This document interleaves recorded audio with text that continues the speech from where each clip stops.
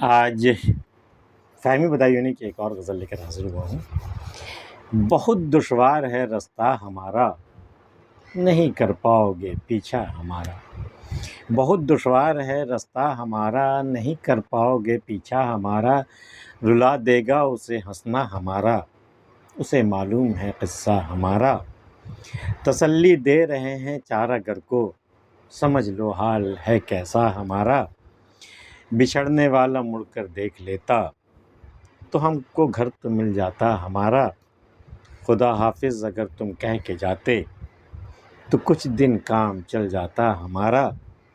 Button Bush shirt پر ایک talk دیتے، تو سب غصہ اتر جاتا ہمارا۔ بہت دشوار ہے رستہ ہمارا، نہیں کر پاؤ گے پیچھا ہمارا۔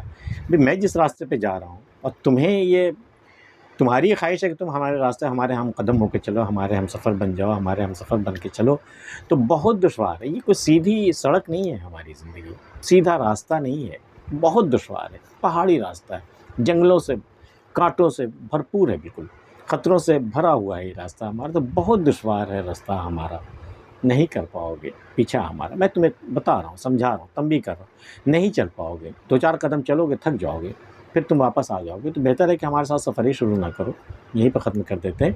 تو نہیں کر پاؤ گے پیچھا ہمارا، بہت دشوار ہے راستہ ہمارا۔ یہ ہوتا ہے جب محبت کے راستے میں بہت ساری مشکلیں آنے والی ہوتی ہیں، تو محبوب کو کی خاطر یہ قربانی دینی پڑتی ہے کہ اسے وہیں روک دیا جاتا ہے یا روکنے کی کوشش کی جاتی ہے۔ بہت دشوار ہے راستہ ہمارا، نہیں کر پاؤ گے پیچھا ہمارا۔ رلا دے گا اسے ہنسنا ہمارا، اسے معلوم ہے قصہ ہمارا۔ میں اگر اپنا قصہ سنانے بیٹھتا ہوں تو بیچ بیچ میں اپنی کہانیوں میں کوئی لطیفہ جوڑ کے یا کچھ اسے مزاح کی صورت نکال کر کے میں ہنستا بھی ہوں، اور کوشش کرتا ہوں کہ میرا قصہ سننے والا بھی ہنسے۔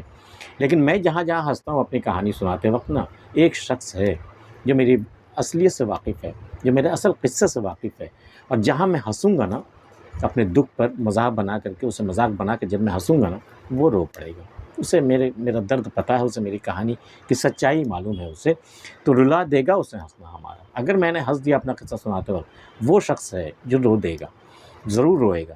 رلا دے گا اسے ہنسنا ہمارا، اسے معلوم ہے قصہ ہمارا۔ میرا اصل قصہ کیا اسے معلوم ہے، اور میں جہاں بھی اس میں مذاق بھرنے کی یا مزاح بھرنے کی کوشش کروں گا، وہ رو پڑے گا۔ باقی لوگ بھلے ہی ہنسے، لیکن وہ رو پڑے گا۔ رلا دے گا اسے ہنسنا ہمارا، اسے معلوم ہے قصہ ہمارا۔ تسلی دے رہے ہیں چارہ گر کو، سمجھ لو حال کیسا ہے ہمارا۔ بھئی اب تو بالکل آخری عالم میں ہی ہے، آخری سانسیں چل رہی ہیں ہماری، اور بیچارہ چارہ گر مجھے کیا تسلی دے گا، وہ تو رو رہا ہے ہماری حالت دیکھ کر کے۔ تو اب میں ہی چارہ گر کو تسلی دے رہا ہوں کہ بھئی ٹھیک ہے، چلو ہوتا ہے، یہ بھی دنیا کے زندگی کا دستور ہے کہ ایک دن مرنا پڑتا ہے۔ چلو تمہیں صبر دے اللہ تعالیٰ، میں اسے ہی تسلی دے رہا ہوں، ایسا کچھ کوئی خاص بات نہیں ہے۔ تسلی دے رہے ہیں چارہ گر کو، میں چارہ گر کو ہی تسلی دے رہا ہوں۔ چارہ گر مجھے کیا تسلی دیتا کہ میں ہی اسے تسلی دے رہا ہوں، سمجھ لو حال کیسا ہے ہمارا۔ اب تم سمجھ لو، اندازہ لگا لو، اب بالکل لبے دم ہے، اب بھئی کسی وقت بھی دم نکل سکتا ہے، اب مطلب درد حد سے گزر چکا ہے، اب بچنے کی اور چارہ گری کی اب کوئی صورت نہیں بچی ہے۔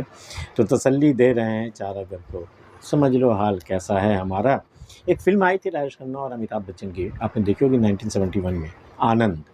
کم و بیش یہی کہانی ہے جو اس شعر میں ہے، کچھ ایسی ہے۔ اگر آپ نے نہیں دیکھی ہو تو آپ دیکھ لیجئے، یہ شعر سمجھ میں آ جائے گا۔ تسلی دے رہے ہیں چارہ گر کو، سمجھ لو حال کیسا ہے ہمارا۔ بچھڑنے والا مڑ کر دیکھ لیتا، تو ہم کو گھر تو مل جاتا ہمارا۔